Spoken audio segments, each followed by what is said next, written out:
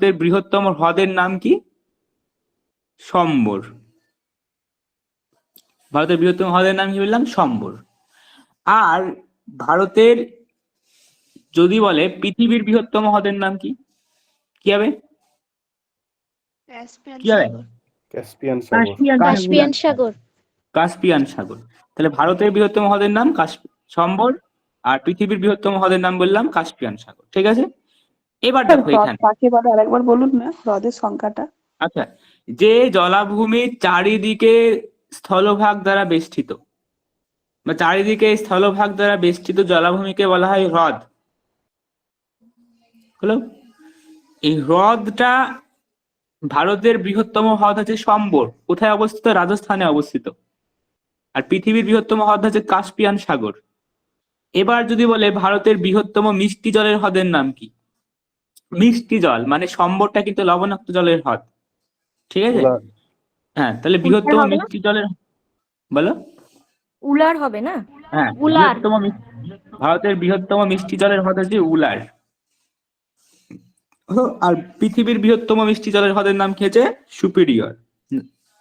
Sorry, হ্যাঁ superior. Superior, এটা হলো পৃথিবীর বৃহত্তম হ্রদের নাম। বুঝে? চলো, তাহলে আমরা হ্রদ কি বুঝলাম, এগুলা কিন্তু পার্থক্য গুলো কিন্তু বিশাল ইম্পর্টেন্ট। আমি ধরে কিন্তু ইন্টারভিউ, হ্যাঁ সবাইকে বলছি, যারা ইন্টারভিউ আছে তারা একটু বেশি ফোকাস দেবে জায়গাটায়। হলো, তাহলে হ্রদে কি বললাম? চারিদিকে স্থলভাগ থাকবে। পৃথিবীর বৃহত্তম হ্রদের নাম, ভারতের বৃহত্তম হ্রদের নাম। এগুলা কিন্তু জিকে, এগুলা কিন্তু সবার জন্য ইম্পর্টেন্ট, সবার জন্য। পৃথিবীর বৃহত্তম মিষ্টি জলের হ্রদ, ভারতের বৃহত্তম মিষ্টি জলের হ্রদ। ক্লিয়ার হলো? তোমরা এখন গুগলে সার্চ করবা ভারতের বৃহত্তম হ্রদের নাম কি, তোমরা পাবা কি? কি পাবা? ভেম্বানাথ পাবা। আরে মাস্টার তো ভুললি হলো, ভেম্বানাথ পাবা, তাই তো? দেখো সার্চ করবা ভারতের বৃহত্তম হ্রদ, ভেম্বানাথ পাবা। এই ভেম্বানাথটা হ্রদ না, ভেম্বানাথ হচ্ছে একটা কয়াল, ঠিক আছে? এটা মনে রাখবো, কয়াল। কয়ালটা কি জিনিস?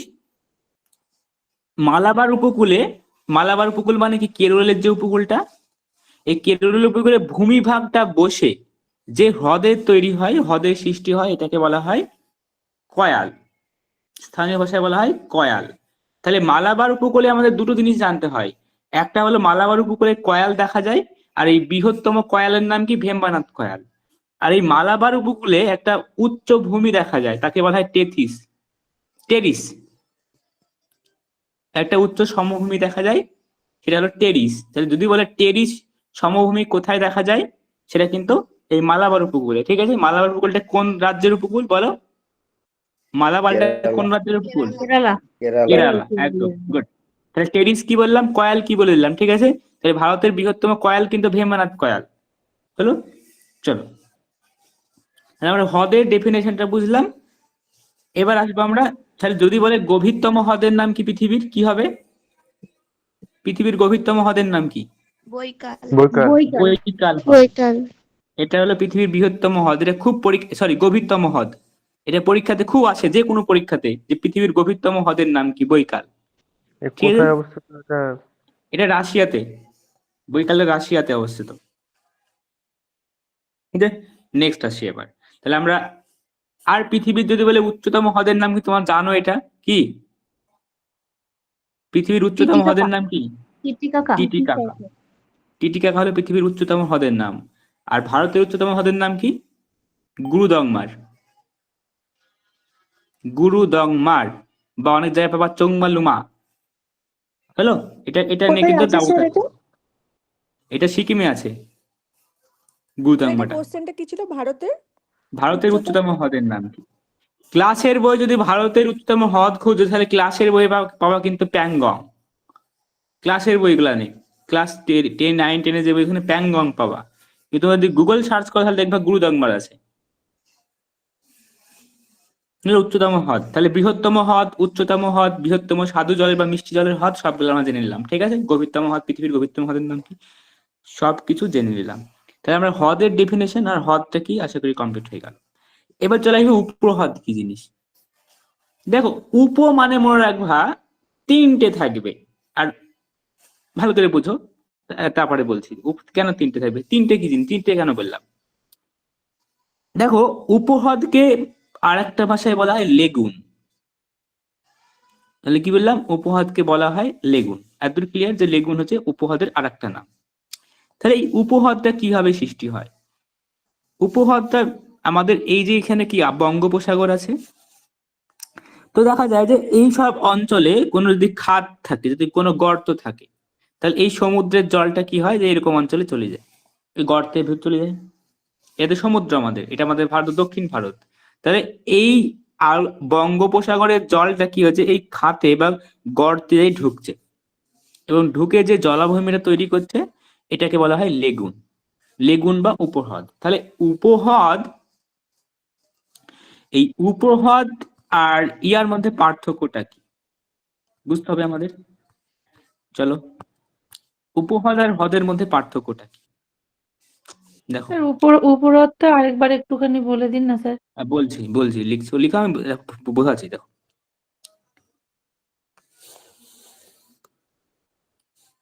এটা ছবি আঁকি তোমাকে বুঝিয়ে তাহলে ভালো করে বুঝতে পারবা। এই হচ্ছে আমাদের ইন্ডিয়ানের দক্ষিণ ভারত, আর দক্ষিণ ভারতের ধরো এরকম জায়গাতে আমাদের উপহ্রদটা থাকে। তো বুঝো, হ্রদে কি দেখলো, হ্রদে চারিদিকে স্থলভাগ থাকে। হ্রদের ক্ষেত্রে কি বললাম, চারিদিকে স্থলভাগ থাকবে। কিন্তু উপহ্রদে কি, তিন দিকে স্থলভাগ, আর এদিকে এদিকটা কি সমুদ্র, তো না, এদিকটা সমুদ্রের সঙ্গে যুক্ত। তাহলে হ্রদে বললাম তিন দিকে, এই চারদিকে স্থলভাগ থাকবে, স্থল থাকবে। আর উপহ্রদের ক্ষেত্রে তিন দিকে স্থলভাগ আর একদিকে জলভাগ। ঠিক আছে, তাহলে সেগুলোকে বলা হবে উপহ্রদ। ক্লিয়ার সবার? হ্রদ আর উপহ্রদ, হ্রদের বললাম চারিদিকে স্থলভাগ থাকে, আর উপহ্রদের ক্ষেত্রে তিন দিকে স্থলভাগ থাকবে এবং একদিকে জলভাগ থাকবে।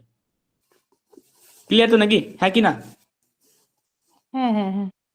আচ্ছা চলো, তাহলে এই উপহ্রদ বা উপহ্রদটাকে আর একটা নাম কি বললাম, লেগুন বলা হয়। উপহ্রদকে কি বলা হয়, লেগুন। আর যদি প্রশ্ন করে ভারতের বৃহত্তম উপহ্রদ বা লেগুন কোনটা, তাহলে কি হবে, চিল্কা। তাহলে ভারতের বৃহত্তম উপহ্রদ বা লেগুন হচ্ছে চিল্কা। এই নোটসটা লিখবা, এটা কিন্তু পরীক্ষাতে আসে, খুব ধরে, যে ভারতের বৃহত্তম উপহ্রদ নাম কি। এই যে চিল্কা হ্রদটা, এই চিল্কা হ্রদটা ডলফিন চাষের জন্য বিখ্যাত। ডলফিন, যেরকম তিমি বলি আমরা, ঠিক আছে, মনে রাখবো, ডলফিন। আচ্ছা চলো এবার, তাহলে আমরা হ্রদ উপহ্রদ দেখে নিলাম। এবার আমরা দ্বীপ, দ্বীপ, বদ্বীপ আর উপদ্বীপ দেখব। দ্বীপ, বদ্বীপ আর উপদ্বীপ, এটা আমরা দেখবো। এই তিনখানের মধ্যে কি পার্থক্য আছে হলো। দেখো, দ্বীপ বলা হয়, দ্বীপটাকে কি বুঝতে হবে, ধরো এই একটা আমাদের নদী নামছে, এই পাহাড়ে এই নদী নামছে, এটা হচ্ছে পাহাড় বা পর্বত, এটা হচ্ছে আমাদের মালভূমি অঞ্চল, আর এটা হচ্ছে আমাদের সমভূমি অঞ্চল। তাহলে এটা পাহাড় বা পার্বত্য এলাকা, এটা মালভূমি, এটা সমভূমি। প্লেন, প্লেনটাকে সমভূমি বলে। এবার তোমরা আমাকে বলবা, ধরো এই নদীটা নামছে, এখান থেকে একটা নদী সৃষ্টি হয়েছে, এই নদীটা নামছে, নদীর বেগটা কোথায় বেশি থাকবে, এই অঞ্চলে না এই পার্বত্য মালভূমি ভূমি। অঞ্চলে না সমভূমি অঞ্চলে? পার্বত্য ভূমি। পার্বত্য অঞ্চলে। একদম পার্বত্য অঞ্চলে। কেন, নদীটা এই যে ঢালবে, এই ঢালবে নিচে নামছে, তার জোরটা বেশি হবে নদীর। তাহলে এই অঞ্চলে কি হয়, এই অঞ্চলে নদীর কিন্তু ক্ষয় হয়। প্রশ্ন করে, নদী পার্বত্য প্রবাহে বা উচ্চ প্রবাহে নদী কি করে, নদী কি করে, ক্ষয় ক্ষয়। করে। হলো। আর এই যে ক্ষয় করা পদার্থগুলা কি করে, এই অঞ্চলে মালভূমি অঞ্চলে কি হয়, বাহিত হয়। তাহলে এখানে করছে ক্ষয়, মালভূমি অঞ্চলে করছে বহন। আর এই বাহিত পদার্থগুলো যখন প্লেন অঞ্চলে আসছে, তোমার হচ্ছে কি কোন অঞ্চলে, সমভূমি অঞ্চলে, তখন কি হচ্ছে, নদীর এখানে কি গতিবেগটা, নদীর গতিবেগটা এখানে বেশি না কম হবে বলো? কম হয়ে যাবে। নদীর গতিবেগ এখানে কম হবে অবশ্যই, কম কারণ হবে। এখানে তো এখানে স্রোত থাকবে না, নদীর কম হবে। তাহলে নদীর গতিবেগ কম হওয়ার দরুন যে বালিগুলা বহন করছিল, এখানে এসে কি হয়েছে, জমা হয়ে যায়। এবং জমা হয়ে যে এই যে পলি বালিগালা জমা হয়ে যে ভূমিরূপ গঠন করে সেগুলোকে বলা হয় দ্বীপ। তাহলে এটা ভালো ভাষায় বললে কি হবে, নদীর নিম্ন প্রবাহের নদীর গতিবেগ কি হয়, হ্রাস পায়। হ্রাস পাওয়ার ফলে নদী বাহিত যেসব পলি বালিগালা নিম্ন প্রবাহে জমা হয়ে চরের সৃষ্টি করে, এগুলাকেই দ্বীপ বলে। দ্বীপ গেল। এই দ্বীপগুলো যখন আকৃতির হয়, আকৃতির, ইংলিশে যেটাকে ডেল্টা আকৃতির বলে, এই দ্বীপগুলো যখন আকৃতির হয় তখন সেটাকে বলা হয় বদ্বীপ বা ডেল্টা। তাহলে এই ডেল্টা বা বদ্বীপ কথাটা প্রথম কে ব্যবহার করেছিল, হেরোডোটাস। মনে রাখবা, ডেল্টা কথাটা প্রথম কে ব্যবহার করে, হেরোডোটাস। হলো? চলো, তাহলে আমরা দ্বীপ কি বুঝলাম, দ্বীপটা যখন আকৃতির গঠন করে তখন সেটাকে বলা হয় বদ্বীপ বা বদ্বীপ। হলো? তাহলে যদি বলে পৃথিবীর বৃহত্তম দ্বীপ, আর এই বললাম বদ্বীপ, পৃথিবীর বৃহত্তম দ্বীপের নাম কি, কি হবে, গ্রিনল্যান্ড। মাজুলি গ্রিনল্যান্ড। মারাজও হবে তো। মারাজো স্যার। দাঁড়াও দাঁড়াও দাঁড়াও দাঁড়াও দাঁড়াও, দেখো তোমার হচ্ছে এই এই এটা হলো সমুদ্র দ্বীপ, যাই হোক, আচ্ছা নদী দ্বীপটাই ওই করায়, চলো এটা নদী দ্বীপটাই করায়। চলো, তাহলে পৃথিবীর বৃহত্তম নদী লিখো, নদী দ্বীপ লিখবে। হ্যাঁ, যদি পৃথিবীর বৃহত্তম দ্বীপ বলে সেটা কিন্তু গ্রিনল্যান্ড হবে। আর যদি বলে পৃথিবীর বৃহত্তম নদী বাহিত দ্বীপ, নদী গঠিত দ্বীপ, তাহলে সেটা কিন্তু মাজুলি লিখবা, অবলিক দিয়ে লিখবা ইলহাদা মারাজো। ঠিক আছে, কারণ ক্লাসের বইগুলানে ইলহাদা মারাজো থাকে। তোমরা যদি গুগল সার্চ করো পৃথিবীর বৃহত্তম নদী দ্বীপ কোনটা, তাহলে কিন্তু মাজুলি পাবা। ঠিক আছে, তাহলে এই দুটো লিখে রাখবা, মাজুলি কিংবা ইলহাদা মারাজো। এটা পৃথিবীর বৃহত্তম নদী দ্বীপ। আর যদি বলে পৃথিবী শুধু যদি বলে পৃথিবীর বৃহত্তম দ্বীপ কোনটা, তাহলে সেটা কিন্তু কি হবে, কি বললাম, গ্রিনল্যান্ড। গ্রিনল্যান্ড। গ্রিনল্যান্ড, শুধু দ্বীপ থাকলে কিন্তু পৃথিবীর বৃহত্তম দ্বীপ কিন্তু গ্রিনল্যান্ড। বুঝে লিখিলা ওটা। আর পৃথিবীর বৃহত্তম বদ্বীপ যদি বলে কোনটা, বদ্বীপ, গঙ্গা ব্রহ্মপুত্র। গাঙ্গেয় বদ্বীপ। গাঙ্গেয় বদ্বীপ বা সুন্দরবন লিখতে পারে, লিখো গাঙ্গেয় বদ্বীপ। গাঙ্গেয় বদ্বীপ বা সুন্দরবন, সুন্দরবন থাকে অনেক জায়গাতে, বুঝলে, সুন্দরবন লিখে নেবা। হলো? তাহলে এই হলো আমাদের দ্বীপ আর বদ্বীপের মধ্যে ডিফারেন্সটা, কিছুই নাই। দ্বীপ যখন আকৃতি গ্রহণ করে তখন সেটাকে বদ্বীপ বলে। হলো? একটা প্রশ্ন আমার খুব করে যারা ভূগোলের স্টুডেন্ট, তাদেরকে প্রশ্নটা করে এরকম, যে পৃথিবীর ভারতের সব নদীতেই মোহনাতে বদ্বীপ লক্ষ্য করা যায়, সব নদীর, কিন্তু এই নর্মদা তাপ্তি নদী যেটা আছে এই অঞ্চলে, এই নর্মদা তাপ্তি নদীতে বদ্বীপ লক্ষ্য করা যায় না কেন? তাহলে প্রশ্নটা কিরকম ভাবে এলো, যে এমন দুটি নদীর নাম বলো যে দুটি নদীতে বদ্বীপ লক্ষ্য করা যায় না, তাহলে কি হবে, নর্মদা তাপ্তি হবে। হলো? কিন্তু বাদ বাকি যতগুলো নদী আছে সব নদীতে কিন্তু বদ্বীপ লক্ষ্য করা যায়। তাহলে প্রশ্ন হলো কেন বদ্বীপ লক্ষ্য করা যায় না, এরকম প্রশ্ন করে যে নর্মদা তাপ্তির মোহনাতে কেন বদ্বীপ লক্ষ্য করা যায় না। তার কারণ হলো এই অঞ্চলটা একটা গোস্ত উপত্যকা, এই অঞ্চলটা একটা গোস্ত উপত্যকা। গোস্ত উপত্যকা মানে কি, এইরকম উপত্যকা, খাত বিশিষ্ট, মানে এই অঞ্চলটা দেখো নিচে বসে গেছে। তাহলে এই গর্তের মধ্যে দিয়ে জল প্রবাহিত হচ্ছে, তাহলে গর্তের মধ্যে দিয়ে যদি জল প্রবাহিত হয় এই অঞ্চল, তাহলে নদীর জলের স্পিড বেশি হবে। এই অঞ্চলটার নামটা কি? বলো, নামটা কি অঞ্চলটা? গ্রস্ত উপত্যকা। ঠিক আছে, তাহলে যখন কোন নদীর জল এরকম একটা উচ্চভূমি থেকে গর্তের মধ্যে দিয়ে প্রবাহিত হবে, তখন অবশ্যই সেখানে নদীর বেগটা বেশি হবে। আর নদীর বেগ বেশি হওয়ার দরুন, নদীর যদি বেগ থাকে মোহনায় এসে, তাহলে নদীতে কি পলি জমবে? জমবে না। কারণ আমরা দেখলাম এই এই এই যে গঙ্গা ব্রহ্মপুত্র এই নদীগুলাতে কি হয়, যখন প্লেনে আসে তখন তোমার হচ্ছে নদীর বেগ কমে যায়, কিন্তু এখানে একটা গর্তের মধ্যে দিয়ে প্রবাহিত হওয়ার দরুন নদীর জলের গতিবেগটা আরো বাড়ছে মোহনার কাছে এসে। তো এর জন্য কি হয়েছে যে এর এর যে মোহনাতে কোনো বদ্বীপ গড়ে উঠে না। হলো, কারণ নদীর বেগ বেশি হলে কি হবে, নদীর পলিগুলোকে জড়িয়ে নিয়ে চলে যাবে, জমতে দিবে না।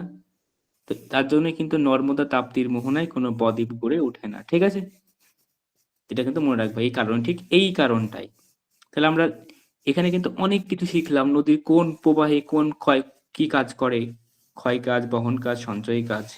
তারপরে কি দেখলাম যে নদীর যে আমাদের নর্মদা তাপ্তির মোহনায় কোনো বদ্বীপ গড়ে ওঠে না কেন, এরকম টাইপের প্রশ্নগুলো কিন্তু বিশাল ইম্পর্টেন্ট। ঠিক আছে, আমি আবারও বলছি সবাইকে। চলো নেক্সট স্যার, একটা প্রশ্ন করব। বলো। হ্যাঁ, বলছি স্যার, মোহনাতেই তো বদ্বীপ গড়ে ওঠে, হ্যাঁ, মোহনাতে। দ্বীপ দ্বীপ বা বদ্বীপ। আর হ্যাঁ, তাহলে আপনি মোহনার ওই দ্বীপ। আমাদের হুগলি জেলাতেই যে সোমরা বাজারে আছে না, সবুজ দ্বীপ, ওটার নাম শুনেছেন তো? হ্যাঁ, শুনেছি। হ্যাঁ, নিশ্চয়ই শুনে থাকবেন। তাহলে হুম। ওখানটাতে কি করে ওই সবুজ দ্বীপটা গড়ে উঠলো? ওইটা আমি তো উত্তর কোথাও এই খুঁজে তো, পাচ্ছি না, একটু এবার বলবেন? এবার দেখো বলি, তোমরা মোহনা মানে ভাবছো নদীর, মোহনা মানে ভাবছো নদীর যেখানে আসি একদম ডাইরেক্ট, যেখানে আসি সমুদ্রের সঙ্গে মিশছে, এই অঞ্চলটা মোহনা না। নদীর আশেপাশে আশেপাশে অনেকটা অঞ্চল জুড়ে মোহনা আছে। ঠিক আছে, মানে এই অঞ্চলটাকে নদীর মোহনা অঞ্চল বলা হয়। যেমন বলি আমরা যে পূর্ব মেদিনীপুর যে জেলাটা, এই পূর্ব মেদিনীপুর জেলাটাকে নদীর মোহনা অঞ্চল বলা হয়। মোহনা অঞ্চল মানে আমরা জানি এই অঞ্চলে আসছে এটাকে মোহনা বলে, কিন্তু মোহনা অঞ্চল বলা বলা হয় কোনটা, যে যেখানে গিয়ে মিশছে তার পার্শ্ববর্তী অঞ্চলগুলো। এবার তুমি আমাকে বলো হুগলি থেকে বঙ্গোপসাগর কতটা দূরে, লেন্থ ভাবো যে মোটামুটি মোটামুটি কিছু মানে মানে সে কত কত কিমি, খুব যায় 100 কিমি হবে। হ্যাঁ।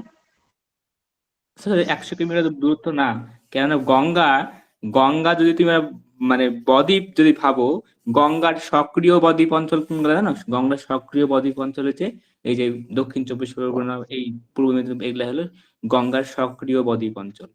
আর আমাদের মুর্শিদাবাদকেও কিন্তু গঙ্গার বদ্বীপ অঞ্চল বলা হয়, কিন্তু এটা নিষ্ক্রিয় বদ্বীপ অঞ্চল, গঙ্গার নিষ্ক্রিয় বদ্বীপ অঞ্চল। তাহলে তাহলে আমি ব্যাপারটা বুঝতে পারছো যে কিন্তু বদ্বীপ, মোহনা অঞ্চল মানেই যে মোহনা যেখানে মিশছে সেটা না, তার আশেপাশে গোটা অঞ্চলটাকে নিয়ে হবে। ঠিক আছে, চলো। হ্যাঁ স্যার, তাহলে এই প্রশ্নটা যদি ধরে, কি উত্তর দেব, যে এটা সক্রিয় বদ্বীপ অঞ্চলের মধ্যে পড়ছে, এই জন্য হ্যাঁ, সক্রিয়, মানে সবুজ দ্বীপটা গড়ে উঠেছে? হ্যাঁ হ্যাঁ হ্যাঁ, সক্রিয় বদ্বীপের মধ্যে পড়ছে এটা। ঠিক চলো, আছে স্যার। আচ্ছা আর কি ছিল প্রশ্ন, কি বললাম? দ্বীপ, উপদ্বীপ। এবার দ্বীপ বললাম, উপদ্বীপটা বাকি আছে। বদ্বীপ বললাম, এর উপদ্বীপ বলি। ঠিক আছে, আচ্ছা দ্বীপ কাকে বলে বললাম? দ্বীপ কাকে বলে বললাম বলো? যার যার চারদিক জলভাগ ধরে বেশি। চারদিকে জলভাগ থাকবে, তাই তো? চারিদিকে ওটা জলভাগ। হ্রদ। স্যার কি এটা হ্রদ ভুলভাল তো। বলছেন, নেশা টেশা করলেন হ্রদ নাকি? ওটা। কি? নেশা হ্রদ টেশা হবে না, করলেন যার নাকি? চারিদিকে উপদ্বীপ জল। তো। দেখো বুঝো, এখানে এখানে বুঝো, নদের চারিদিকে স্থল। এই তাদের বুঝো বুঝো, কেউ চারিদিকে নিশা স্থল। করেনি, কেউ করেনি, তোমরা তোমরা শুনতে ভুল ভুল বুঝছো, এখানে করেছো। বুঝো, এখানে স্যার ঠিক বুঝো বলেছে, বুঝো শুনতে ভুল করেছো। বুঝো। দ্বীপের চারিদিকে জল। এটা হলো বললাম দ্বীপ, দ্বীপের চারিদিকে জলভাগ থাকে, ঠিকই বলেছি আমি। আর এটা হলো হ্রদ, হ্রদের চারিদিকে হ্রদের চারিদিকে স্থলভাগ থাকে। তার মানে এখানে কি হবে, হ্রদের চারিদিকে স্থলভাগ থাকবে আর দ্বীপের চারিদিকে জলভাগ থাকবে। হ্রদের বিপরীত হচ্ছে দ্বীপ। ঠিক আছে, ভালো করে বুঝো কি বলতে চাইছি আমি। দ্বীপের চারিদিকে কি থাকবে? জল জল। থাকবে, হলো। আর হ্রদের কি, হ্রদের চারিদিকে কে থাকবে? স্থল থাকবে। ঠিক আছে, তাহলে ব্যাপারটা কি দাঁড়ালো? তাহলে দ্বীপের চারিদিকে জল থাকছে। এবার যদি আমরা উপদ্বীপ বলি, সেই উপহ্রদের মতন ব্যাপারটাই হবে। কি হবে বলো? একদিকে যার স্থলভাগ, তিন দিকে অন্যদিকে জল জল। থাকবে আর একদিকে স্থল থাকবে। একদম, তিন দিকে জল থাকবে আর একদিকে স্থল থাকবে, হলো। সেগুলাকে বলা হয় না না, উপদ্বীপ। উপরত্ব তিন দিকে স্থলভাগ, একদিকে জলভাগ উপরত। এটা তো আমি উপদ্বীপ উপদ্বীপ বলছি, বলছেন সব। মাথা সবাইকে উপদ্বীপ। বুলাবো না, ঠিক আছে? আমি উপদ্বীপ বলছি, উপদ্বীপে কি বললাম, 3 দিকে জলভাগ আর একদিকে স্থলভাগ। আর উপহ্রদের ক্ষেত্রে কি বলেছিলাম, 3 দিকে স্থলভাগ আর একদিকে জলভাগ। হলো? তাহলে আমাদের যদি ভারতের ম্যাপটা দেখা যায়, তাহলে ভারতটা দেখো, এই উপরের দিকের যে অঞ্চলটা না, এই উপরের দিকের যে অঞ্চলটা দেখো, এই দিকে কিন্তু তোমার চাইনা টায়না সব আছে, ঠিক আছে? দেখো ভারতের পশ্চিমে এদিকে কি সাগর আছে বলো? আরব সাগর। আরব সাগর। আরব সাগর আছে। এদিক কি আছে? বঙ্গোপসাগর আছে। এদিক কি আছে? ভারত মহাসাগর আছে। হলো? তাই এই যে ভারতের এই যে অঞ্চলটাকে, এই অঞ্চলটাকে বলা হয় উপদ্বীপীয় মালভূমি অঞ্চল। তাহলে একে উপদ্বীপ কেন বললো? এর 3 দিকে জলভাগ আছে আর একদিকে স্থলভাগ আছে। এদিকে স্থলভাগ, এদিকে 3 দিকে জলভাগ। ক্লিয়ার হলো? তাই এইটাকে বলা হয় উপদ্বীপ। এই অঞ্চলটাকে বলা হয়, ভারতের দক্ষিণ ভারতের যে অঞ্চলটাকে বলা হয় উপদ্বীপীয় মালভূমি অঞ্চল। তাহলে উপদ্বীপ কেন বলছে আশা করি বুঝে গেল, ঠিক আছে? চলো, তাহলে এবার তোমরা কেমন বুঝলাম একটু ইয়া করে নি, দ্বীপ, উপদ্বীপ, উপহ্রদ যেগুলি দেখি। হ্যাঁ হ্যাঁ, চলো দেখি কি কেমন বুঝলাম। চলো নাফিসা বলো, আবার ক্লাস হবে, কেউ লিখবে না, একটু ফিডব্যাক নিয়ে নি। মানে এই জায়গাটায় অনেকে গুলি ফেলে, জলভাগ স্থলভাগ, জলভাগ কি স্থলভাগ কি। চলো বলো, নাফিসা আছে? হ্যাঁ স্যার আছি। বলো, তুমি আমাকে বলো যে হ্রদ আর দ্বীপ কাকে বলে? হ্রদ হলো যার চারিদিক স্থলভাগ দিয়ে বেষ্টিত, তাকে আমরা হ্রদ বলবো। আর দ্বীপ বলবো যে স্থলভাগের চারিধার জল দ্বারা বেষ্টিত, তাকে আমরা দ্বীপ বলবো। আচ্ছা, উপহ্রদ আর উপদ্বীপ বলো। হ্যাঁ, আর উপহ্রদ হচ্ছে যে জলভাগের 3 দিক স্থলভাগ দ্বারা বেষ্টিত। উপহ্রদ 3 দিকে স্থলভাগ, হ্যাঁ গুড। তারপরে হ্যাঁ, আর উপদ্বীপ? আর একদিক জল জল দ্বারা বেষ্টিত। আর উপদ্বীপ হচ্ছে যে স্থলভাগের 3 দিক জল দ্বারা বেষ্টিত আর একটা দিক শুধু স্থলভাগ, তাকে উপদ্বীপ বলে। দ্বীপ বলে। একটা উপদ্বীপের নাম বলো আমাদের, কি বলেছিলাম? একটা উপদ্বীপ হচ্ছে চিল্কা, ভারতের। উপদ্বীপ, চিল্কা উপহ্রদ তো বলি। উপহ্রদ। হ্যাঁ হ্যাঁ হ্যাঁ, চিল্কা উপহ্রদ। উপদ্বীপটা স্যার এই মুহূর্তে আমার মনে পড়ছে না, আমি পরে অবশ্যই কি জেনে বললাম? নেব। ভারতের কি বললাম, কে পারবে এটা? ভারতের স্যার একটা উপদ্বীপ। ভারতের দক্ষিণ প্রান্ত অংশটা, দক্ষিণ অংশ। দক্ষিণ ভারতের ভারতীয় মালভূমি উপদ্বীপ। অঞ্চল। হ্যাঁ, ভারতীয় উপদ্বীপীয় মালভূমি অঞ্চল, ঠিক আছে, এটা বলি। হ্যাঁ, উপদ্বীপীয় মালভূমি অঞ্চল, ঠিক আছে। তাহলে আশা করি দ্বীপ, উপদ্বীপ, হ্রদ, স্যার উপহ্রদ। উপদ্বীপটা একটু বলে দিন, উপদ্বীপটা কেমন? আচ্ছা, দ্বীপ কাকে বলে বলো? ওই তো ওই নদী যখন পার্বত্য হ্যাঁ, ওটা অঞ্চল হলো থেকে বলো। তাহলে এই দ্বীপটা চারিদিকে কি থাকে বলো? ওটা তো কি করে তৈরি হলো বললাম, দ্বীপটা। জল থাকে। দ্বীপের চারিদিকে জল থাকে তো। দ্বীপ কোনগুলা বুঝো? তোমরা নদীর যাবা, দেখো মাঝে মাঝে বালু ঢিপি উপরে উঠে গেছে নদীর ভিতরে দেখা যায়। ওই চর, যেটাকে ওই চরটাকে দ্বীপ বলে, ঠিক আছে। তাহলে এবার বলো, ওই চরের চারিদিকে জল থাকে তো? হ্যাঁ স্যার। থাকে থাকে তো, হ্যাঁ। ঠিক আছে। আচ্ছা বেশ, তাহলে চারিদিকে জল থাকছে, তাহলে এটাকে বলা হয় দ্বীপ। আর হ্যাঁ, তাহলে এবার বলো উপদ্বীপ কি হবে বলো? ওই 3 দিকে জলভাগ যে ঘেরা থাকবে, একদিকে স্থলভাগ থাকবে, হ্যাঁ, সেটা উপদ্বীপ। একদিকে স্থলভাগ, 3 দিক জল, একদিকে স্থল। মানে দ্বীপ যদি 4টে হয় আর এই 3টে হবে, যেমন ক্ষেত্রে যেমন হ্যাঁ হ্যাঁ, ক্লিয়ার হলো? ক্লিয়ার? হ্যাঁ স্যার, হ্যাঁ।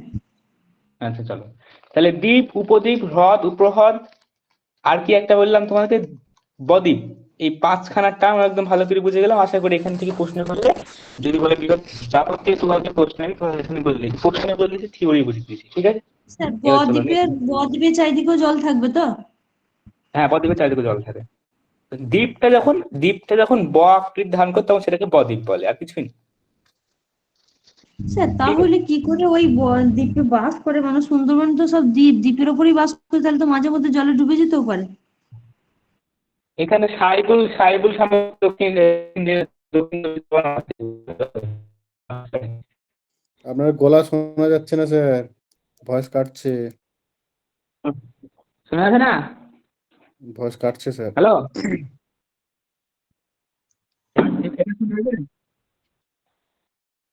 এবার শোনা যাচ্ছে? এবার বলো। হ্যাঁ স্যার। আচ্ছা, এই প্রশ্নটার উত্তর যে করলো, কে প্রশ্নটা করলো যে দ্বীপে কি থাকে? আমি বললাম যে দ্বীপ তাহলে ডুবে আচ্ছা, যেতে পারে। এই প্রশ্ন হচ্ছে প্রীতম দা, তার বাড়ি দক্ষিণ 24 পরগনা। বলো। দেখো, দ্বীপটা তো অনেকটা ছোট না, দ্বীপটা অনেকটা বড় জায়গা। তো নদীর ধারে যে জায়গাগুলো থাকে, হ্যাঁ, বর্ষার সময় বা যখন প্রবল বর্ষা হয় প্রায় সময় কিন্তু ডুবে যায়। যেমন ঘোড়ামারা দ্বীপ এক সময় পুরো ডুবে গিয়েছিল, আবার ভেসে উঠেছে। যেমন সাগর, তবু তো আমরা দক্ষিণ 24 পরগনা অনেকটা স্থলভাগের সঙ্গে যুক্ত আছি। ঠিক আছে, মানে এটা হচ্ছে একটা দ্বীপ ঠিক হবে না, উপদ্বীপের মতোই হবে ধরো। আর যেটা গঙ্গাসাগর, যেখানে কপিল মুনির আশ্রম আছে, সেটা কিন্তু পুরো চারদিকে জল। ঠিক আছে, ওখানেও যখন প্রবল বর্ষা হয়, প্রচুর বয়ে হয়, তখন কিন্তু আশেপাশের এগুলো অনেকটাই ডুবে যায়।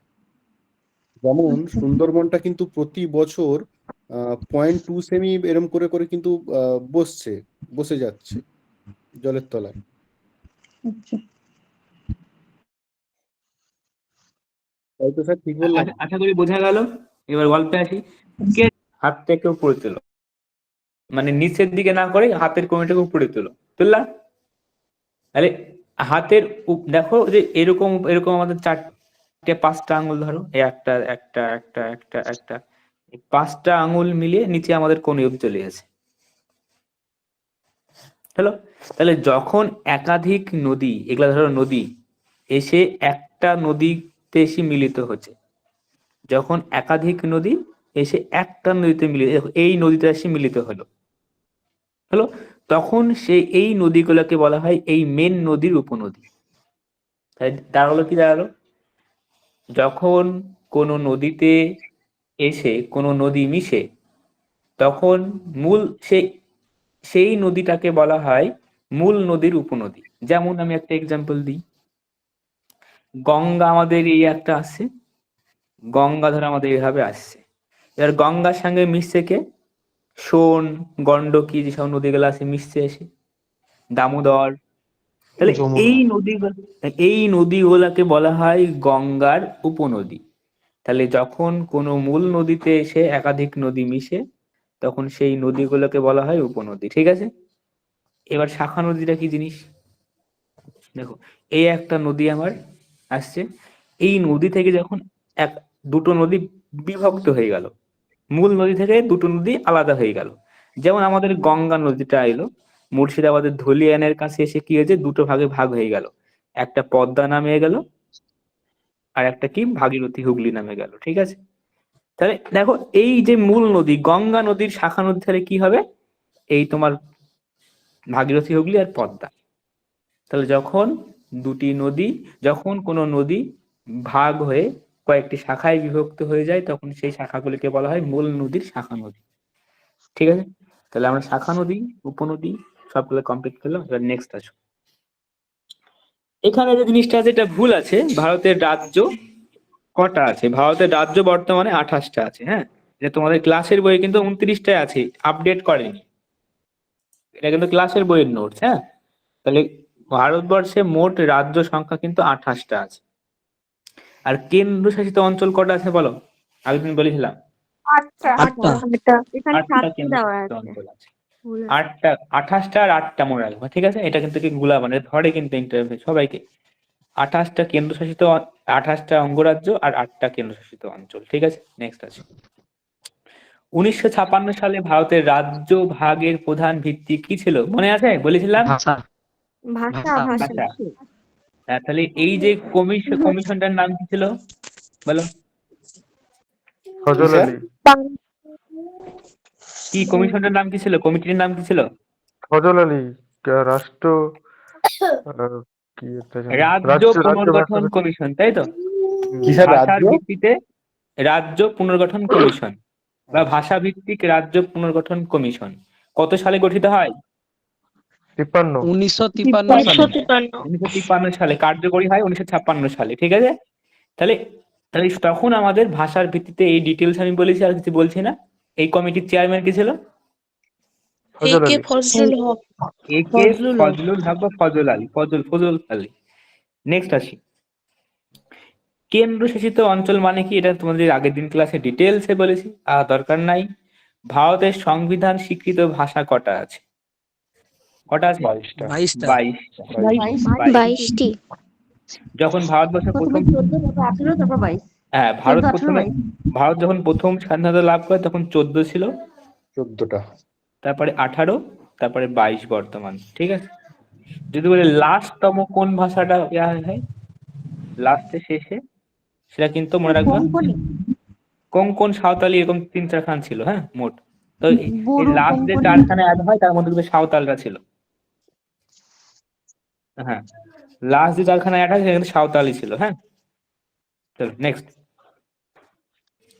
এবার চলে আসে পর্বত শৃঙ্গ আর পর্বত শ্রেণী, এগুলা কি জিনিস? ঠিক আছে, পর্বত শৃঙ্গ মানে কি? ধরো এই আমাদের একটা পর্বত, এটা হচ্ছে হিমালয় পর্বত, সরি হিমালয় পর্বত না, ধরো এটা হলো আমাদের আহ কি পর্বত বলবো, ধরো এই পর্বতটার নাম হচ্ছে খাসি। স্যার ধরো খাসি বললাম, 22তম গারো বললাম। স্যার 22তমটা উর্দু হবে, 21তম সাঁওতালি। হ্যাঁ আমি বললাম লাস্ট যে 4টে হয় ওর মধ্যে একটা ছিল সাঁওতালি, 22তম বলিনি আমি। ঠিক আছে, এই গারো যে পাহাড়টা আছে, গারো যে একটা, ধরো আমি গারো বাদ দিলাম, ধরো আমি বললাম যে এটা একটা পর্বত, তার নাম হচ্ছে আরাবল্লী। তাহলে আরাবল্লী পর্বতের সর্বোচ্চ শৃঙ্গের নাম কি? গুরু শিখর। গুরু শিখর। গুরু শিখর। তাহলে এই একটা পর্বত যেটা অনেকটা অঞ্চল জুড়ে থাকে পর্বতটা, আর পর্বতের সব থেকে উচ্চতম অংশটা, পর্বতের সব থেকে উচ্চতম অংশটাকে বলা হয় পর্বত শৃঙ্গ।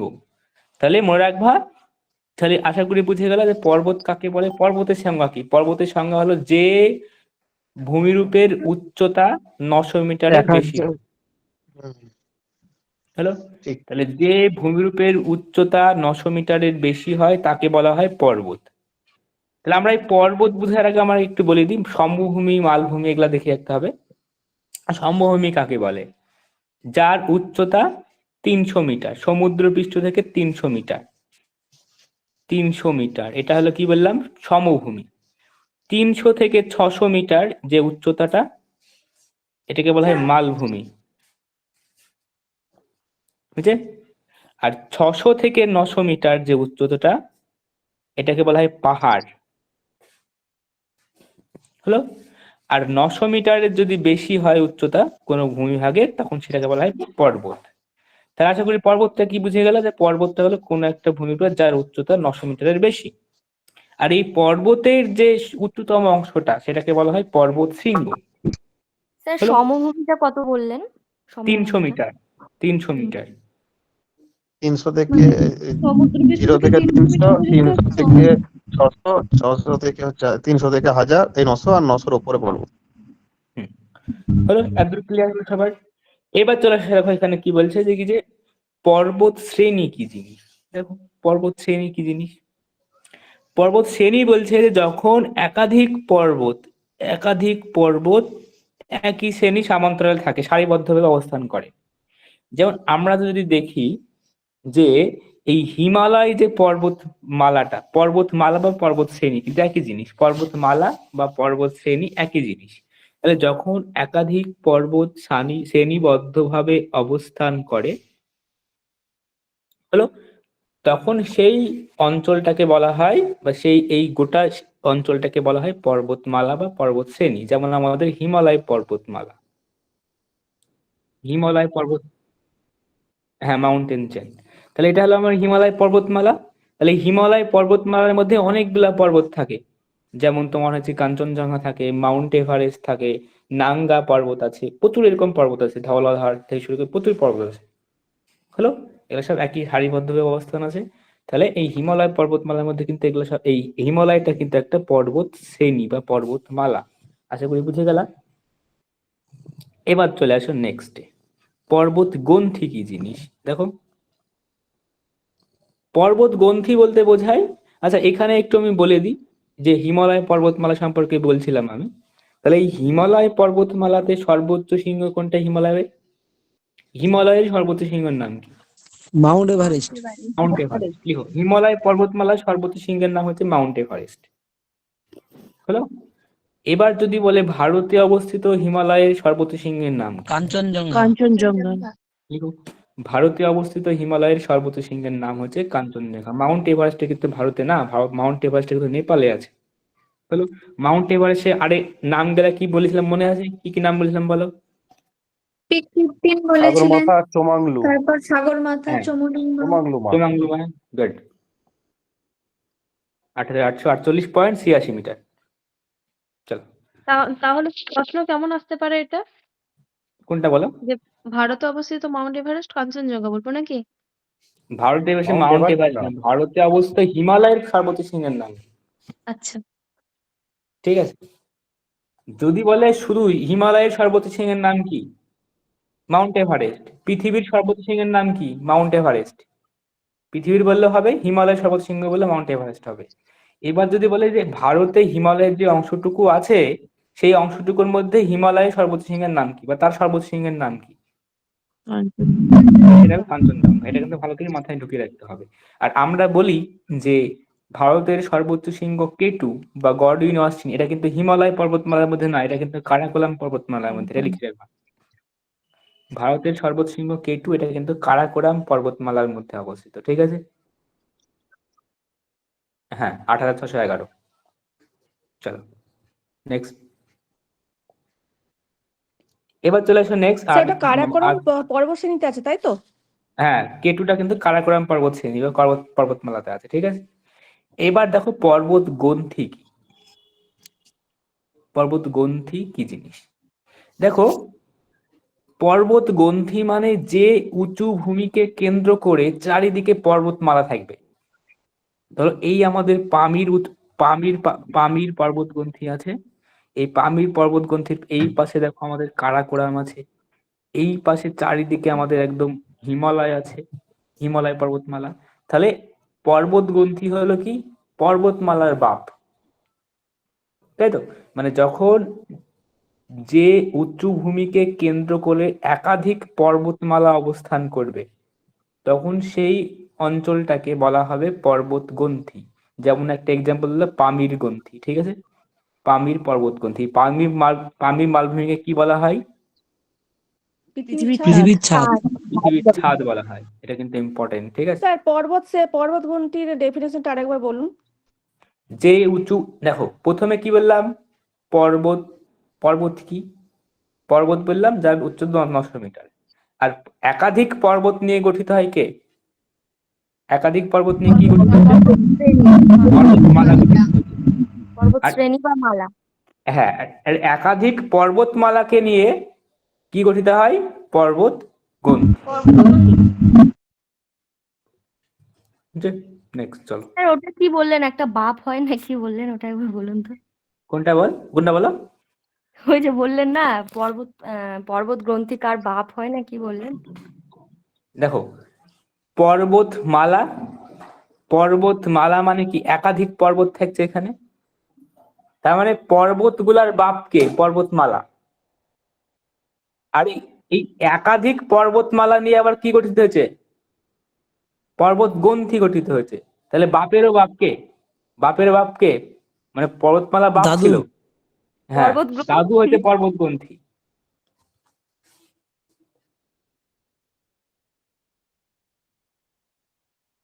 হ্যাঁ, গোটাটা হলো। চলো এবার নেক্সট আসি আমরা। এবার দেখো উপত্যকা গিরিপথ হলো। দেখো উপত্যকা বলতে কি বোঝায়? দুটি উঁচু পর্বতমালার মধ্যে যে সংকীর্ণ পথ থাকে এটাকে বলা হয় উপপথ। মানে ধরো এই একটা পর্বত, এই একটা পর্বত, এই একটা পর্বত, এই একটা পর্বত, এই মাঝের যে গ্যাপটা, এই অঞ্চলটাকে বলা হয় উপত্যকা, পার্বত্য উপত্যকা। হলো পার্বত্য উপত্যকা। আর যদি বলে গিরিপথটা কি জিনিস, তাহলে আমাদের পার্বত্য উপত্যকা আর গিরিপথটা কিভাবে তৈরি হয় একটু বুঝতে হবে, ঠিক আছে? আর পার্বত্য উপত্যকা আর গিরিপথের মধ্যে পার্থক্যটা কি হলো, দেখো এই আমাদের হলো পর্বত একটা, এই পর্বত দিয়ে যখন আমাদের হিমবাহ উপর থেকে নিচে নামছে, হিমবাহ কাকে বলে? যখন কোনো বরফের চূড়া বা বরফের মানে ওটা কি বলে, বরফের চাই, যখন কোনো বরফের চাই বা বরফের খণ্ড উপর থেকে পৃথিবীর মাধ্যাকর্ষণ শক্তির টানে নিচে নামছে, তখন সেটাকে বলা হয় হিমবাহ, মানে হিমের বহন হচ্ছে। আর এই হিমের বহনের ফলে কি হচ্ছে, যে এই অঞ্চলের নিচের দিকে ক্ষয় করছে, এই নিচের দিকে ক্ষয় করে কি তৈরি হচ্ছে, এই নিচের দিকে ক্ষয় করে একটা উপত্যকা তৈরি হয়েছে, ইউ আকৃতির উপত্যকা হলো। তাহলে এটাকে বলা হয় হিমদ্রোণী বা হিম উপত্যকা, ঠিক আছে? আবার এটা হিমবাহের ক্ষেত্রে বললাম। তাহলে হিমদ্রোণীটা কি আকৃতির হয়? ইউ আকৃতির হয়, কারণ এই অঞ্চল দিয়ে দেখো এই যে পর্বতের এই ঢাল দিয়ে বরফের চাই আস্তে আস্তে নিচে নামছে, যার ফলে নিচে ঘর্ষণের ফলে নিচে এরকম একটা খাদযুক্ত একটা অঞ্চল গঠন করে, এটাকে বলা হয় হিমদ্রোণী বা পার্বত্য উপত্যকা, ঠিক আছে? আর আবার এই অঞ্চল দিয়ে যখন একটা নদী নামছে, তখন নদীও কি করে, তার অঞ্চলে বা পার্বত্য এলাকায় যখন নদী উচ্চ প্রবাহ থেকে নিচের দিকে নামছে, তখন নদীর গতিবেগটা বেশি থাকে, আর গতিবেগটা বেশি থাকার জন্য কি হচ্ছে, নিচের দিকে বেশি ক্ষয় হয়। তাহলে নিচের দিকে বেশি ক্ষয়ের ফলে কি এরকম একটা উপত্যকা তৈরি করে। তো এটা হলো উপত্যকা, নদী উপত্যকা। আর এখানে কি দেখতে হবে, আগে দেখতে হবে এখানে কি নদী উপত্যকা আছে না কি আছে। এখানে এখানে এখানে পর্বত উপত্যকার কথাটাই বলিছে, যে যখন দুটি পর্বতের মাঝে, এটাও হতে পারে যে এই যে উপত্যকাটা বললাম হিমদ্রোণীটা, এই হিমদ্রোণীটা দুটি পর্বতের মাঝ দিয়ে হতে পারে, ঠিক আছে? দুটি পর্বতের মাঝে দিয়ে হতে পারে, তাই এটাকে বলা হবে হিমবাহ উপত্যকা। আর গিরিপথটা কি জিনিস? দুটি পর্বতের মাঝের সংকীর্ণ পথকে, ধরো এই একটা পর্বত আছে আর এই একটা পর্বত আছে, এর মাঝের যে পথটাকে বলা হয় গিরিপথ। তাহলে আমাদের গিরিপথগুলো হালকা দেখে রাখতে হবে, যেমন তোমার হচ্ছে শিবকিলা, তারপরে আমাদের সিকিমে আছে একটা গিরিপথের নাম কি বলো দেখি, যদি বলে ভারতের একটা গিরিপথের নাম বলো কি হবে? নাথুলা হবে। নাথুলা, জজিলা। তারপরে আমাদের এই যে পশ্চিম ঘাট পর্বতমালাতে কি গ্যাপ কি আছে, একটা থলঘাট, ঘোরঘাট, স্থলঘাট, পালঘাট, তাই তো? ঘোরঘাট, স্থলঘাট, পালঘাট, এগুলা কিন্তু পশ্চিম ঘাট পর্বতে আছে, তাহলে এগুলা কিন্তু গিরিপথ। স্যার তাহলে গিরিপথ উপত্যকার মধ্যে পার্থক্যটা কি হলো? দুটো পর্বতের মাঝেও তো সংকীর্ণ পথ হচ্ছে, সেটা দুটি গিরিপথ। পর্বতের মাঝে সংকীর্ণ উপত্যকাকে, সংকীর্ণ তোমার যে অংশকে বলা হয় পর্বত উপত্যকা, আর যখন ওটা পথে পরিণত হবে, ওই অঞ্চলে একটা সংকীর্ণ পথ তৈরি হবে, তখন তার মানে যদি গিরিপথ স্যার যদি স্যার গিরিপথ হয়, তাহলে দুটো পর্বত আলাদা আলাদা থাকবে কি? আর উপত্যকা হলে কি দুটো পর্বত একসঙ্গে জোড়া থাকে? একসঙ্গে এটা না, দেখো বলছি, এই উপত্যকার মধ্যে দিয়ে পথ হতে পারে, কি বলছো আচ্ছা, বুঝতে পারছো? উপত্যকার মধ্যে দিয়ে পথ হতে পারে, কোনো সমস্যা নাই, ঠিক আছে? তবে মাথায় রাখবা যে কি, যে দুটি পর্বতের মাঝের যে অংশটাকে যেখান দিয়ে পথ তৈরি হয় সেটাকে বলা হয় গিরিপথ। এরকম গিরিপথের নাম কি মনে রাখবো? নাথুলা। নাথুলা কার সঙ্গে কার আছে? সিকিমের সাথে চীনের। এটা কিন্তু আসে যে আমাদের, এটা কিন্তু বিরাট ভালো একটা মানে গিরিপথ, এটা কিন্তু আগেকার সময় প্রাচীন যুগেও কিন্তু ভারতের মানুষ এই পথ দিয়ে কিন্তু মানে চীনের সাথে ব্যবসা বাণিজ্য করেছে, ঠিক আছে? নাথুলা। চলে এবার আসি নেক্সটে, হিমবাহ কি বললাম তোমাকে, আর বলছি না, পৃথিবীর উচ্চতম শৃঙ্গ বলে দিলাম, ভারতের উচ্চতম পর্বত শৃঙ্গ বলে দিলাম। পৃথিবীর তৃতীয় উচ্চতম পর্বত শৃঙ্গের নাম কি? দেখো পৃথিবীর প্রথম উচ্চতম শৃঙ্গ হচ্ছে কি হবে? Mount Everest. Mount Everest. তারপরে সেকেন্ড কি আছে? কাঞ্চনজঙ্ঘা। না সরি সেকেন্ড সরি, K2 হবে second sir, Godwin Austen, second Godwin Austen, আর থার্ড হচ্ছে কিন্তু থার্ড হবে কাঞ্চনজঙ্ঘা। কাঞ্চনজঙ্ঘা। এর উচ্চতাটা বলো। প্রথমটা হচ্ছে 8,848.86, এটা হচ্ছে মালভূমি এভারেস্টের। কাঞ্চনজঙ্ঘার এই ইয়ার কত? কেটুর কত? 8,811। 8,611 সরি, হলো। আর কাঞ্চনজঙ্ঘা হচ্ছে 8,595, মানে যে 598। হ্যাঁ, মানে যে 8,598 থাকে, তাহলে মনে রাখবো 8,595 লিখে দাও। তিনখানা উত্তর জেনে রাখবা, ঠিক আছে? আর আমাদের পশ্চিমবঙ্গের উত্তম সিংহের নাম কি? সান্দাকফু। সান্দাকফু। লেন্থ কত? লেন্থ কত? 3636 মিটার। 36 মিটার, ঠিক আছে? পশ্চিমবঙ্গের সর্বোচ্চ সিংহের নাম এটা কিন্তু, ঠিক আছে? চলো, সিন্ধু। হ্যাঁ বলো। হ্যাঁ শান্তকু। এবার আসো নেক্সট। ভারতের বৃহত্তম হিমবাহের নাম যদি বলে সিয়াচেন। পৃথিবীর বৃহত্তম হিমবাহের নাম কি হবে? ল্যাম্বার্ট। ল্যাম্বার্ট। আর ভারতের বৃহত্তম হিমবাহের নাম হচ্ছে সিয়াচেন। সিয়াচেন এটা 75 কারাকোরাম মিটার পর্বতে লেন্থ। অবস্থিত। হ্যাঁ, এটা কারাকোরাম পর্বত শ্রেণীতে কিন্তু আছে, কারাকোরামে আছে এটা কিন্তু সিয়াচেনটা, ঠিক আছে? সিয়াচেনটা কিন্তু কারাকোরাম পর্বত শ্রেণীতে আছে, আর এটা লেন্থ হলো 75 মিটার, ঠিক আছে? তো নেক্সট, ব্রহ্মপুত্র যে রাজ্যের মধ্য দিয়ে ভারতে প্রবেশ করেছে? অরুণাচল প্রদেশ। একদম। আর ম্যাপ দেখলে বুঝতে পারবো যে অরুণাচল প্রদেশে ঢুকে একদম আসামের উপর দিয়ে আমাদের দিহং এবং দিবং বাংলাদেশে। নামে প্রবেশ করেছে। হ্যাঁ, দিহং দিবং। এই ব্রহ্মপুত্র যে নদীটা আছে, এই ব্রহ্মপুত্র নদীটা উৎপত্তি স্থলে কি নামে পরিচিত? সাংপো। হুম, এই সাংপো শব্দের অর্থ হলো কি? বিশুদ্ধ জল, হলো। তাহলে এই যদি বলে ব্রহ্মপুত্র নদীটা উৎপত্তি স্থলে কি নামে পরিচিত? সাংপো। আর সাংপো শব্দের অর্থ কি বললাম? বিশুদ্ধ জল, হলো। আর এই ব্রহ্মপুত্র স্যার, নদীটাতে ব্রহ্মপুত্র নদীকে স্কাই রিভার বলে তো? স্কাই রিভার বলে, রেড রিভার বলে। স্কাই, রেড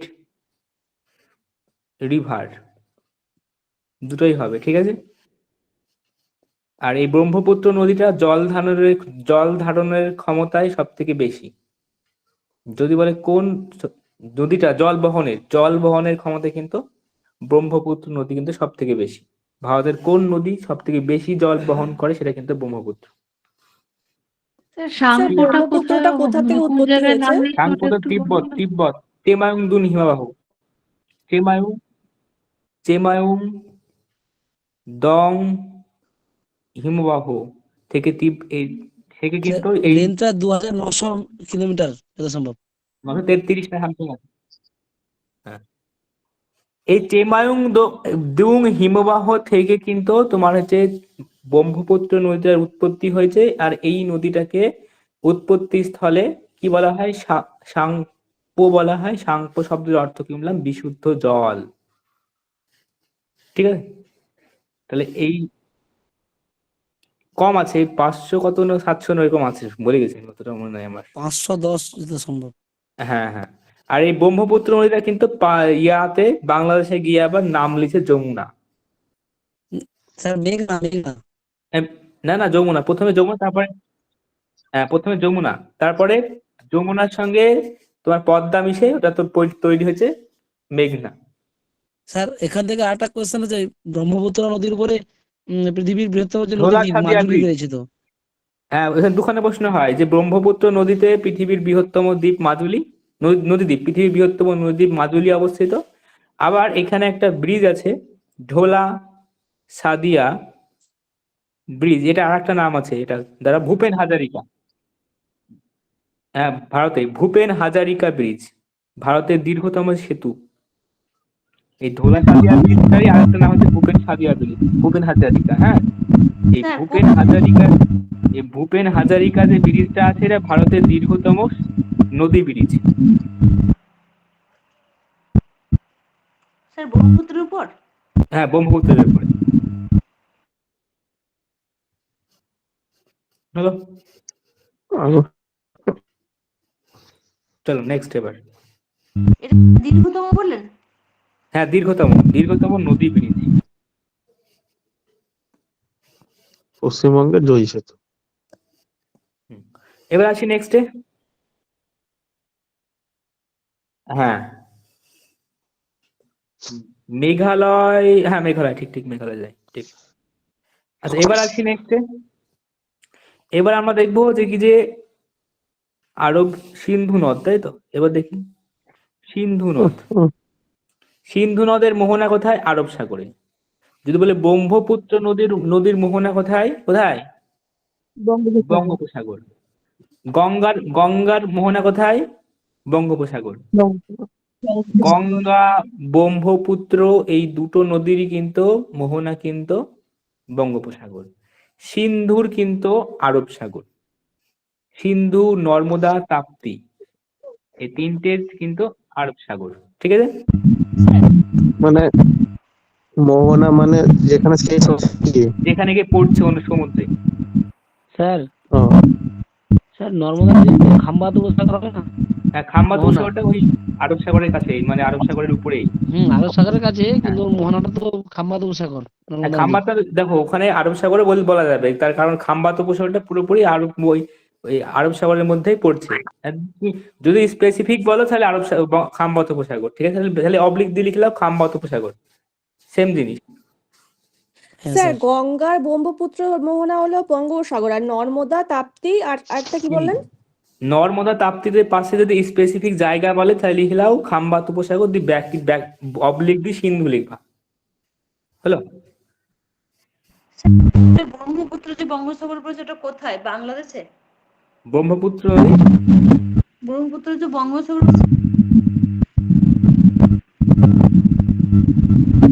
আর গঙ্গাটা তো মানে ভাগীরথীটা পড়লো আমাদের এই দক্ষিণ চব্বিশ পরগনা সুন্দর এখানে বঙ্গোপসাগরে, তাই তো?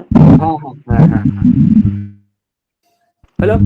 এবার আসো নেক্সট, সিন্ধু নদীটা হচ্ছে ভারতে, মানে এই নদীটা কোথা থেকে উৎপত্তি লাভ করছে? মানস সরোবর। হ্যাঁ, এটাও তিব্বত। মানস সরোবর তিব্বতে, হ্যাঁ তিব্বতে। আর এই যে নদীটা সিন্ধু নদীটা উৎপত্তি স্থলে সিং খাবাব নামে পরিচিত। সিং খাবাব। তাহলে সিন্ধু নদীটা কি নামে পরিচিত বললাম? সিং খাবাব। এই সিং খাবার শব্দের অর্থ কি? সিংহের দ্বার। সিংহের দ্বার হলো, এটা কিন্তু সিন্ধু নদীর বলছি, ঠিক আছে? চলো নেক্সট।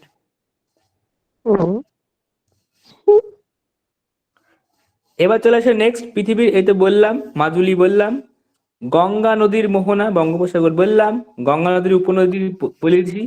এবার দেখো গঙ্গা নদীর উপনদী প্রচুর আছে, তো তো যদি বলে কোন উপনদী সব থেকে বড়, গঙ্গা নদীর নদীগুলো উপনদীগুলো আছে গঙ্গার, তার মধ্যে সব থেকে বড় উপনদী কোনটা? সেটা কিন্তু কি হবে? যমুনা হবে। এখানে কেউ গুলা বানায়, হ্যাঁ, বাংলাদেশের যমুনা আর ভারতের যমুনার মধ্যে পার্থক্যটা বুঝো। ভারতের যমুনার ইংরেজি স্পেলিংটা হয় YAMUNA, আর বাংলাদেশের যমুনাটার স্পেলিং হয় JAMUNA। এটা তোমাদের একটা ইম্পর্টেন্ট তথ্য দিলাম যে ভারতের যমুনা আর বাংলাদেশের যমুনার মধ্যে ডিফারেন্সটা কি। মানে বাংলাদেশে কিন্তু যমুনা আছে, ব্রহ্মপুত্র নদীটাই যমুনা নামে পরিচিত। আবার ভারতেও যমুনা আছে, এই যমুনা নদীতে কি অবস্থিত? তাজমহল অবস্থিত, তাই তো? আগ্রা। আচ্ছা, তাহলে এই যমুনাটা আমাদের আমাদের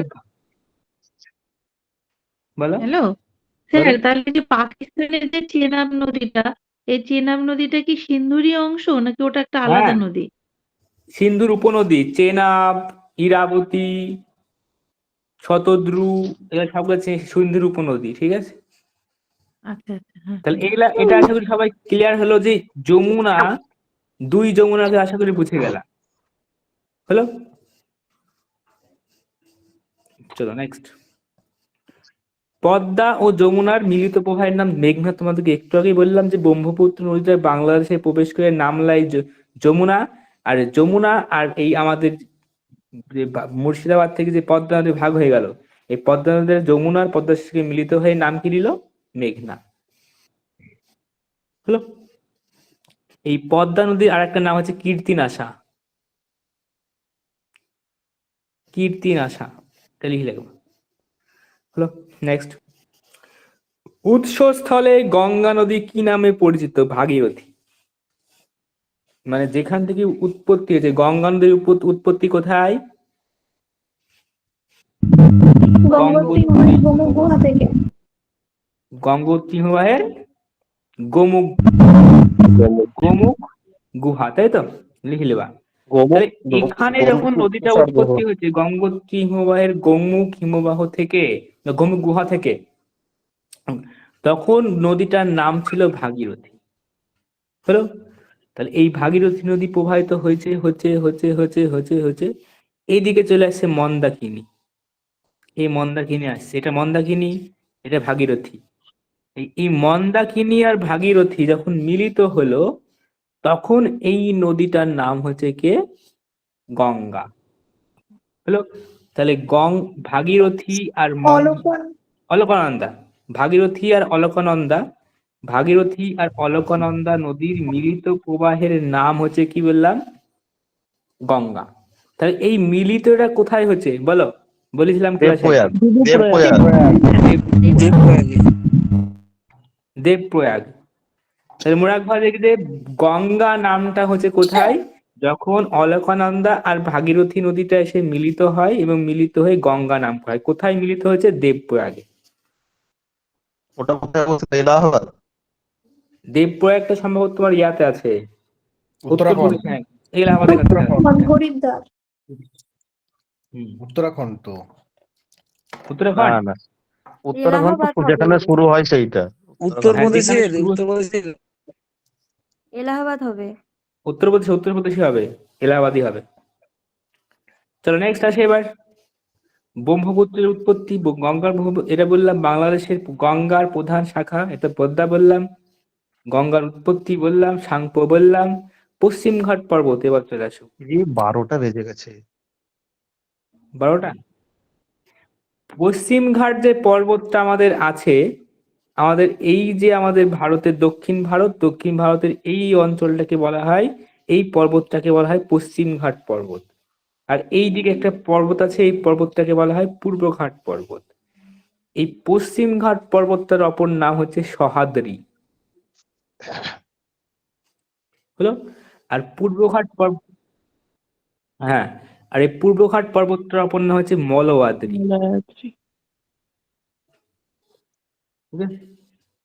সহ্যাদ্রি আর পূর্বঘাট পর্বতের অপর নাম বললাম মলয়াদ্রি। যাই হোক, এত কিছু যে মনে রাখে কে কে জানে, ভূগোল কারা পড়েছে কি জানে। চলো সত্যি। আর একটা প্রশ্ন করে দিই আমি এখানে, দেখো দক্ষিণাত্য মালভূমির উচ্চতম শৃঙ্গের নাম কি? আনাইমালাই পর্বতের আনাইমুদ আছে, হ্যাঁ আনাইমুদই হবে। হ্যাঁ, মানে দক্ষিণ ভারতের, যদি বলে দক্ষিণ ভারতের সর্বোচ্চ শৃঙ্গের নাম কি, এখানে পর্বতটা আছে, হ্যাঁ, যার নাম হচ্ছে আনাইমুদি। দক্ষিণ ভারতের সর্বোচ্চ শৃঙ্গের নাম হলো। এটা কোন পর্বতে আছে? এটা আনাইমালাই পর্বতে আছে। আনাইমালাইটা কোন জায়গায় আছে? বলো বলো। স্যার কেরল এবং তামিলনাড়ুর বরাবর আছে, উপর দিয়ে রয়েছে। কেরল তামিলনাড়ুর বর্ডারে। হ্যালো, তাহলে আজকে তাহলে এর দূরই থাক।